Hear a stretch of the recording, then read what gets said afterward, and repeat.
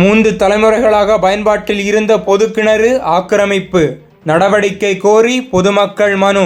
ராணிப்பேட்டை மாவட்டம் திமிரி ஒன்றியத்திற்குட்பட்ட கலவை அடுத்த கன்னிகாபுரம் பகுதியில் சுமார் 3 தலைமுறைகளாக பொதுமக்கள் பயன்படுத்தி வந்ததாக கூறப்படும் கிணறு ஆக்கிரமிக்கப்பட்டு மூடப்பட்டதாக குற்றச்சாட்டு எழுந்துள்ளது. அப்பகுதி பொதுமக்கள் கூறுகையில், ஊராட்சி மன்ற தலைவர், துணைத் தலைவர் மற்றும் கிராம நிர்வாக அலுவலர் ஆதரவுடன் தனிநபர் ஒருவர் கிணற்றை ஆக்கிரமித்து மூடியுள்ளதாக தெரிவித்துள்ளனர். இதனால் பொதுமக்கள் கிணற்றை பயன்படுத்த முடியாத நிலை ஏற்பட்டுள்ளதாகவும் அவர்கள் வேதனை தெரிவித்தனர். மேலும் இது குறித்து கேள்வி எழுப்பிய பொதுமக்களிடம் தகாத வார்த்தைகளில் பேசி கொலை மிரட்டல் விடுப்பதாகவும் குற்றம் சாட்டியுள்ளனர்.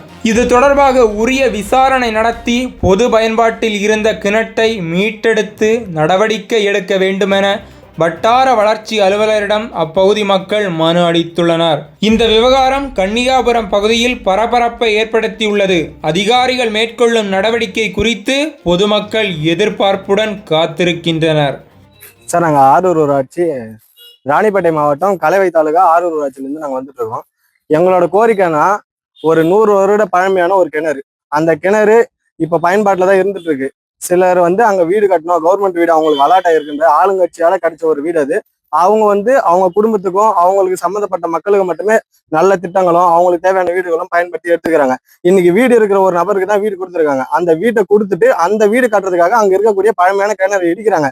இதை கேட்க போனா எங்களையும் அவதூறா, பெண்கள் வச்சு அவதூறா பேசுறாங்க. அப்படி அவதூறா பேச காரணம் என்னன்னா, நாங்க கோவப்படுவோம், நாங்க அவங்க மேல ரியாக்ட் பண்ணுவோம் அந்த காரணத்தை காட்டி எங்க மேல அந்த பிரச்சனையை திருப்பணும்ட்டு இவங்க இது பண்றாங்க. இது உடனே இருக்கிறது எங்க ஊர் ஊராட்சி மன்ற தலைவர் தான், அதாவது துணைத் தலைவர். அவரு அவங்க மனைவி எந்த ஒரு நிகழ்வுக்கும் வரது கிடையாது. ஆனா இவர் எல்லாத்தையும் கான்ட்ராக்ட் எடுத்து வேலை செய்யறது எல்லாமே பண்ணின்னு அவங்க குடும்பத்தை சார்ந்தவங்களுக்கு ஊர், அதாவது இந்த கிணறுன்றது ஊர் பொதுவானது, மக்களுக்கும் அரசாங்கத்துக்கும் சொந்தமான ஒரு கிணறு.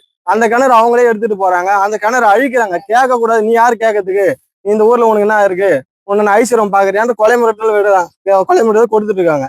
நாங்க சொல்றதை அவங்க கேட்கல. நாங்க என்ன பண்ணோம்னா, ஒரு சின்ன பசங்களாம் நாங்க ஃபோன் பண்ணி என்ன பண்ண முடியும், 100க்கு ஃபோன் பண்ணோம், பிடிஓ ஆஃபீஸ் போனோம்.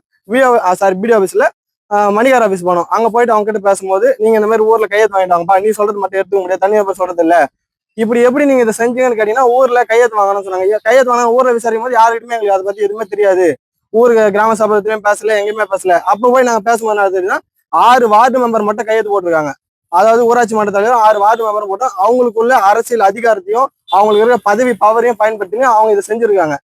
இதுக்கு எல்லாத்துமே காரணம் அவங்களுக்கு இருக்கிற அதிகாரம் தான். எங்க கிட்ட அதிகாரம் எங்களை அடக்குறாங்க.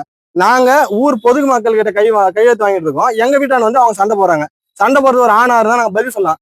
பெண்ணா இருந்தா அவங்க தவறுதலா எதனா ஒண்ணு சொல்லிட்டாங்கன்னா நான் என்ன பண்றது, நேரம் நான் எங்க சட்டமா பார்க்கணுமோ நாங்க பார்க்கணும்னு நான் வந்துட்டேன்.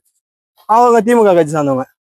ஊராட்சி மன்ற தலைவர், துணைத் தலைவர், அதாவது இது காரணம் துணைத் தலைவர். வீடு இருக்கு, வீடு வருது, அவங்க என்னென்ன பண்ணமோ, சங்கர் ஒரு பேரு, அதாவது அவங்க தலைவர் ஊராட்சி மன்ற துணைத் தலைவர் பேர், வார்டு மெம்பரோட பேர் சித்ரா, அவங்களுடைய கணவர் சங்கர்.